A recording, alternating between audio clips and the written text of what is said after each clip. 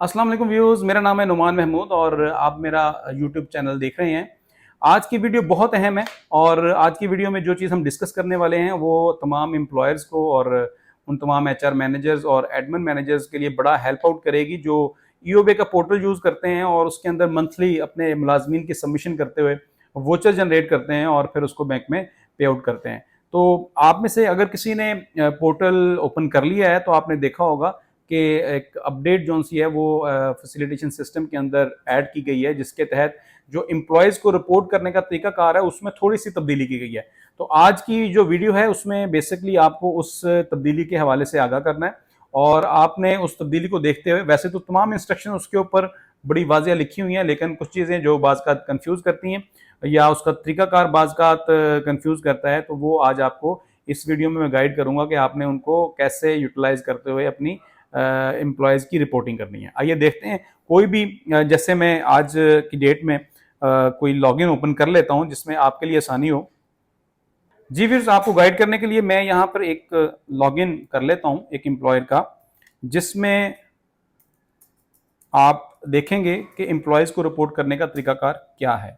मैंने एक लॉगिन किया है एक एम्प्लॉयर का आईडी और एम्प्लॉयर का आईडी लॉगिन करने के बाद आपको समझाने के लिए पहले यहाँ पर जो पहली ऑप्शन आ रही होती थी वो आ रही थी रिपोर्ट एम्प्लॉय डिटेल्स।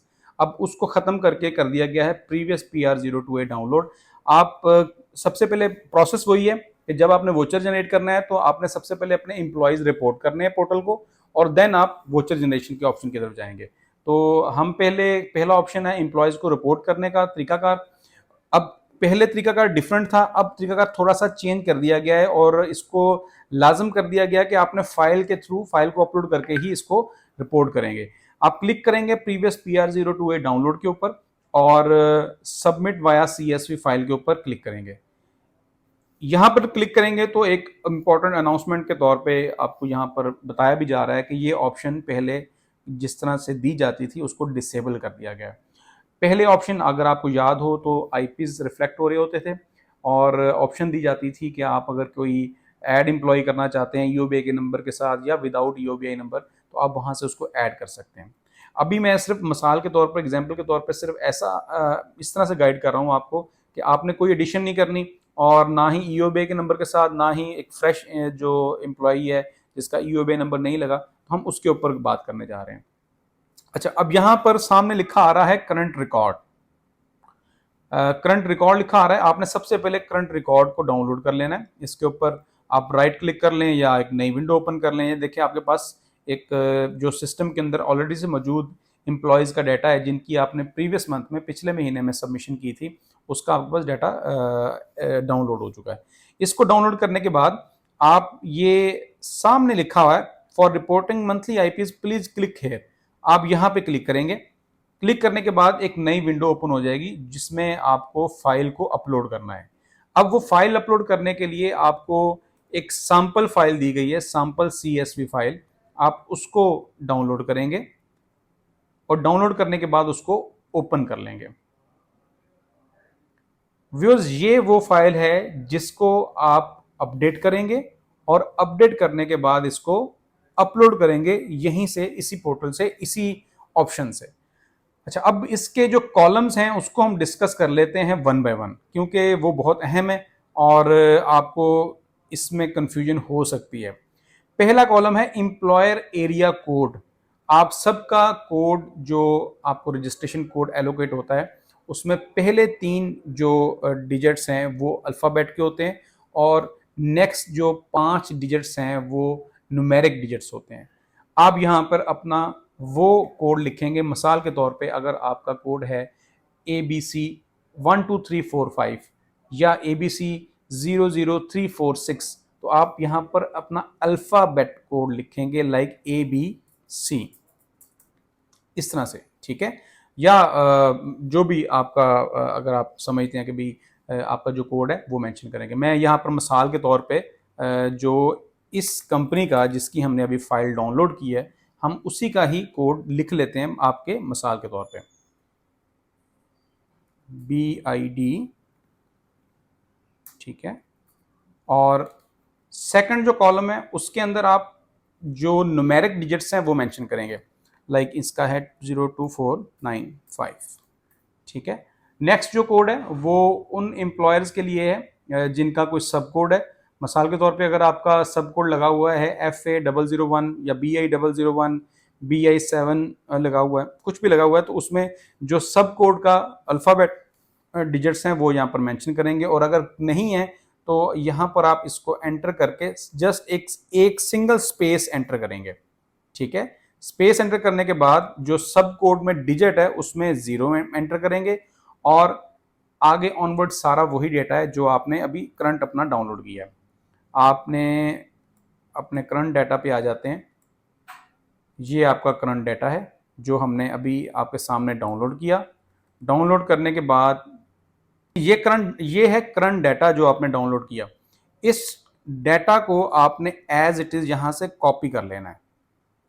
ये आपने कॉपी किया और कॉपी करके जो हम फाइल प्रिपेयर कर रहे थे अपलोड करने के लिए, आपने उसके अंदर पेस्ट कर देना है।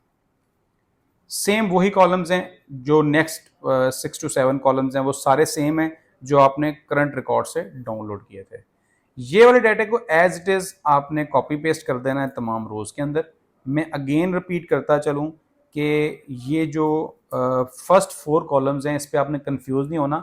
पहला जो कॉलम है उसमें आपने अपने अल्फ़ाबेट कोड लिखना है, जो आपका रजिस्ट्रेशन नंबर है उसके इंग्लिश के जो डिजिट्स हैं।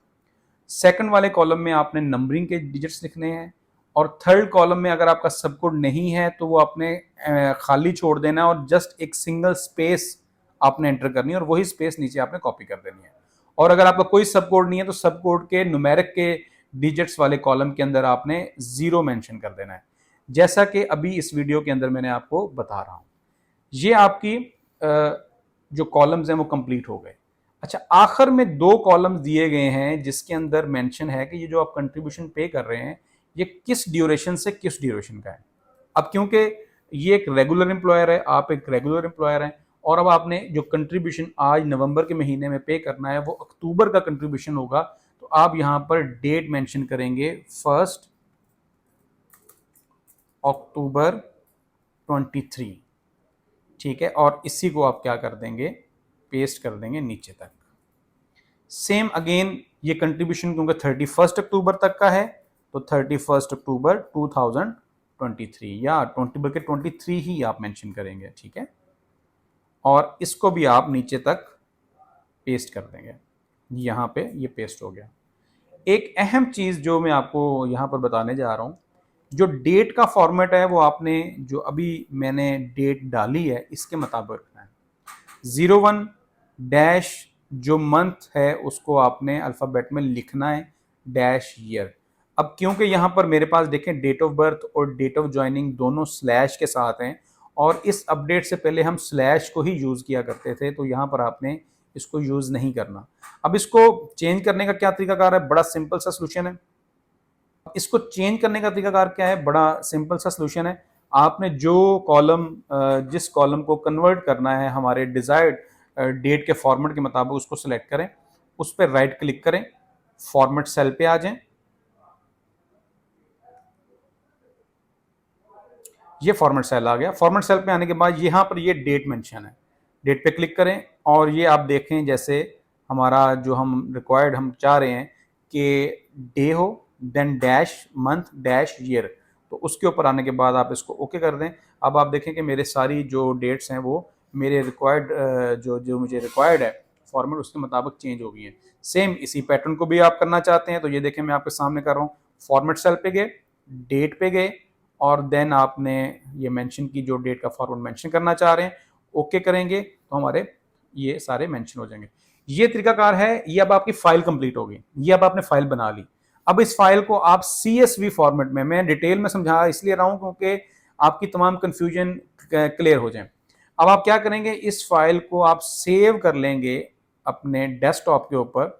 आप जो भी इसका नाम रखना चाहें, मिसाल के तौर पे हम इसका नाम रख लेते हैं ABC और हमने इसको डेस्कटॉप के ऊपर सेव कर लिया और ये देखें जी ये सेव हो गया। अच्छा व्यूअर्स, अब आपकी क्यूरीज बीच में मुझे पता है आ रही होंगी कि अगर हमने नया एम्प्लॉई ऐड करना है तो उसको कैसे ऐड करना है, और नई अगर रजिस्ट्रेशन करनी है IP की तो उसको कैसे रजिस्टर करना है। अब ये दोनों क्यूरीज मैं आपको आखिर में रिस्पॉन्ड करूंगा।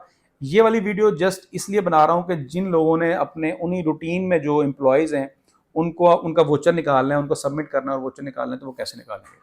तो अब हम आ जाते हैं, ये हमने सेव कर लिया। सेव करने के बाद हम वापस अपने उसी पोर्टल पे आ जाएंगे जहां से हम अपनी एक्सेल फाइल पे गए थे। अब देखें यहां पर जो इंस्ट्रक्शंस मैंने आपको बताई हैं वो सारी इंस्ट्रक्शंस यहां पर ऊपर मेंशन है, लिखी हुई हैं। अब हम क्या करेंगे, ये देखें choose the file to upload, हमने वो फाइल सिलेक्ट करनी है जो अपलोड करनी है और हमने अपनी फाइल का नाम लिखा था एबीसी, तो ये एबीसी फाइल पड़ी, इसको हमने सिलेक्ट किया और अपलोड फाइल कर दिया। आपके सामने IPs reporting completed, you can generate your voucher now.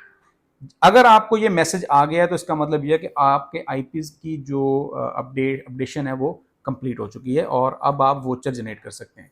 इसका सबसे बड़ा कंफर्मेशन का सबूत ये है कि अगर आप इस click here to generate voucher पे क्लिक करेंगे तो आप लॉग आउट हो जाएंगे ऑटोमेटिकली और आपको लॉगिन दोबारा करना पड़ेगा।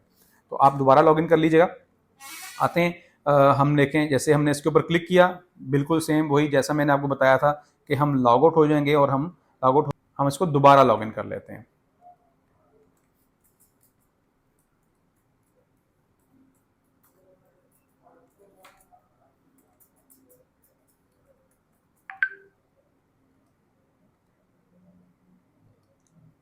जी तो व्यूअर्स, अब हमने जो एम्प्लॉयज़ थे वो रिपोर्ट कर लिए।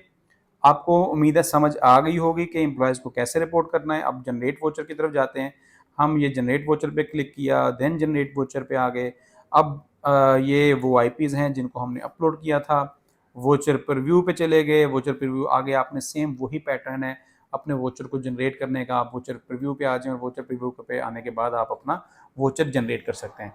व्यूअर्स, ये था तरीकाकार एम्प्लॉयज़ को रिपोर्ट करने का और इसमें चेंज की गई है कि पहले आप क्या करते थे कि जस्ट क्लिक किया करते थे और उसको एम्प्लॉयज़ को रिपोर्ट किया करते थे। इसको तो चेंज करने का मकसद सिर्फ ये है, एक तो आपकी इंडिविजुअल हिस्ट्री हमारे एफएस के ऊपर और हमारे डाटा बेस के ऊपर बनती रहे, और सेकंड बाज़ औक़ात ये होता था जब आप प्रीवियसली रिपोर्ट किया करते थे एम्प्लॉयज़ को तो उसको रिपोर्टिंग करने में टाइम लग जाता था और उसमें कुछ कन्फ्यूजन भी थी, बाज़ का रिपोर्टिंग कंप्लीट नहीं होती थी। आपने 10 लोगों का डाटा जो से अपडेट किया है तो वो 9 का आ रहा होता था, तो इस तरह के इश्यूज आ रहे होते थे। तो इस तरीकाकार से आपने जस्ट फाइल को वन गो में अपलोड करना है और वो सिस्टम उसको ऑटोमेटिकली फ़ौरन उसको पिक कर लेगा और आपकी रिपोर्टिंग कंप्लीट हो जाएगी। जब आपके सामने ये वोचर प्रीव्यू है, मैं इसको आगे प्रोसीड नहीं कर रहा हूँ, आगे प्रोसीजर सेम वही है जिस तरह से आप जिसको यूज़ करना चाहते हो। अब मैं आता हूँ अपने सेकंड ऑप्शन की तरफ। सेकंड, अब मेरा टॉपिक ये है कि डेफिनेटली अब आपका ये सवाल होगा कि अगर हमने कोई नया एम्प्लॉय ऐड करना है तो उसको कैसे ऐड करेंगे, और अगर नई रजिस्ट्रेशन ऑफ एम्प्लॉय करनी है तो उसको कैसे ऐड करेंगे। देखें, एम्प्लॉय को रजिस्टर करने का तरीकाकार मैं अपनी प्रीवियस वीडियो में बता चुका हूं जिसका अभी आप लिंक देख चुके हैं। एम्प्लॉय को रजिस्टर उसी तरीके से करना है। एम्प्लॉय को रजिस्टर करने से मुराद ये है, अगर कोई आपके पास शख्स आता है और वो कहता है मेरा लाइफ में कहीं पर भी ईओबे का नंबर नहीं जनरेट हुआ, तो आप उसको ईओबे में रजिस्टर कैसे करेंगे।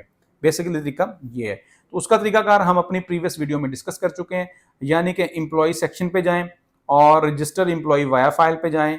यहाँ पर जाके ये इंस्ट्रक्शंस गिवन है, आप मेरी प्रीवियस वीडियो देख लें जिसका लिंक अभी आपको जो है नज़र भी आ रहा है। आप इस पर क्लिक करें, इसमें CSV के थ्रू एम्प्लॉय को रजिस्टर कैसे किया जाता है और अपलोड कैसे किया जाता है इसका तरीकाकार दर्ज है।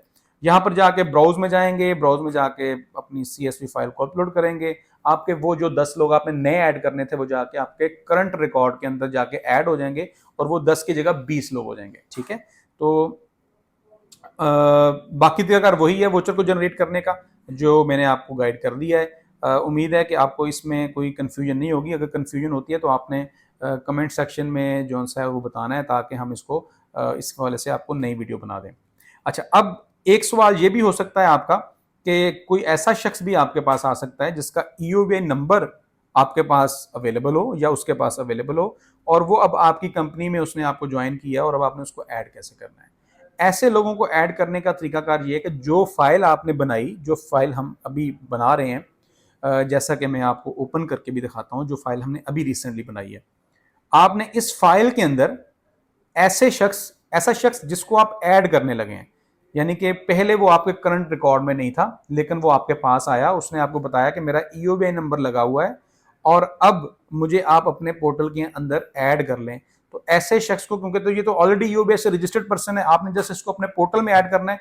तो इसका तरीकाकार बहुत सिंपल है कि आपने आखिरी लास्ट रो में उसका डाटा ऐड कर लेना है। ये आपको उस कंफ्यूजन से, जैसे हम पहले एक तरीकाकार यूज किया करते थे कि add employ with EOBI number के साथ, तो उसका एक फॉर्म ओपन हो जाता था, फॉर्म को क्लिक करते थे और देन वो आगे प्रोसीड होता था। उस कंफ्यूजन से आपको यह हसल से दूर कर दिया गया है। आपने एक्सेल की फाइल में ऑफ रिकॉर्ड होके आपने इसमें डाटा ऐड कर लेना है और ऐड करने के बाद इसको अपलोड करेंगे तो आपके लोग ऐड हो जाएंगे। अब अगर ये भी एक नेक्स्ट क्यूरी है कि आपको कैसे पता चलेगा कि जो शख्स आया है इसका ईओबीआई नंबर लगा है कि नहीं लगा। एक तो उसको पता हो सकता है कि ये मेरा ईओबीआई नंबर है, और अगर उसको नहीं पता, उसको चेक करना चाहते हैं, तो इसका भी लिंक मेरी इस वक्त आप देख रहे हैं। आप हमारी ईओबीआई की वेबसाइट पे जाएं, उसका सीएनएसी डालें। अगर उसका ईओबीआई नंबर लगा हुआ है तो उसका डाटा रिफ्लेक्ट हो जाएगा। आपको डाटा में क्या रिक्वायर्ड है, जो चीज़ें यहाँ पर मेंशन है, आप उसका नेम मेंशन करेंगे, उसका ईओबीआई नंबर वहाँ से आपको मिल जाएगा और डेट ऑफ बर्थ भी मिल जाएगी। डेट ऑफ ज्वाइनिंग, जारी बात है जब वो आपको ज्वाइन कर रहा है। लाइक अगर हम नवंबर के महीने में बैठे हैं और उसने आपको 15 अक्टूबर को ज्वाइन किया, तो आप 15 अक्टूबर 2023 डालेंगे। नंबर ऑफ वर्किंग डेज डालेंगे और उसकी जो फ्रॉम और टू की अमाउंट में first of date of month नहीं डालेंगे। वो 15 तारीख को आया है तो उसकी जो कंट्रीब्यूशन या उसका कंट्रीब्यूशन मंथ है वो 15 तारीख से स्टार्ट होगा, तो आप 15 तारीख डालेंगे। तो ये था एक प्रोसीजर। अपलोड करेंगे, फाइल अपलोड हो जाएगी, जनरेट कर लेते हैं, वोचर जनरेशन की तरफ चले जाएंगे। ये एक सिंपल प्रोसीजर है। इसमें कहाँ कहाँ पर मिस्टेक्स हो सकती हैं वो आपको, अगर मिस्टेक होंगी आपकी फाइल के अंदर तो सिस्टम ऑलरेडी आपको बताएगा। और वैसे नॉर्मली जो मिस्टेक्स हमारे दोस्त करते हैं वो ये कि जैसे मैंने आपको बताया कि अगर आपका सब कोड नहीं है तो आप सब कोड को जो है वो स्पेस उसके अंदर सिंगल एक स्पेस डालेंगे और आगे जीरो मेंशन करेंगे। इस तरह की मिस्टेक्स हो सकती हैं। आपका डेट का फॉर्मेट आपने जो मैंने बताया उस अगर वो नहीं रखा तो भी मिस्टेक हो सकती है। सीएनआईसी जैसे मैंने बताया कि डैश के साथ डालने हैं, अगर वो आपने नहीं डाले या एक आधा डिजिट आगे पीछे हो गया डैश से तो भी मिस्टेक हो सकती है। इन सारी मिस्टेक्स की वजह से आपकी हो सकता है रिपोर्टिंग कंप्लीट ना हो। तो आपने जब भी रिपोर्टिंग करनी है एक दफ़ा देख लेना है कि आपका तमाम डाटा, आपकी तमाम फाइल मुकम्मल है और उसको आपने प्रॉपर एक अच्छे तरीके से बना लिया है, उसमें कोई डुप्लीकेशन तो नहीं है, उसमें जो नाम के स्पेलिंग या जो आपने डाटा डाला है या डेट्स डाली हैं वो सारा एक्यूरेट होना चाहिए। उम्मीद है आपको इसका आइडिया हो गया होगा, समझ आ गई होगी। इंशाल्लाह जो आपकी क्यूरीज होंगी मुझे आप गाइड कीजिएगा, बताइएगा, उस वाले से एक नई वीडियो बनाएंगे ताकि आपको मज़ीद तरीके से पता चल जाए। नेक्स्ट वीडियो तक के लिए इजाज़त चाहूँगा। इंशाल्लाह फिर अगली वीडियो में मुलाकात होगी, तब तक के लिए अल्लाह हाफ़िज़।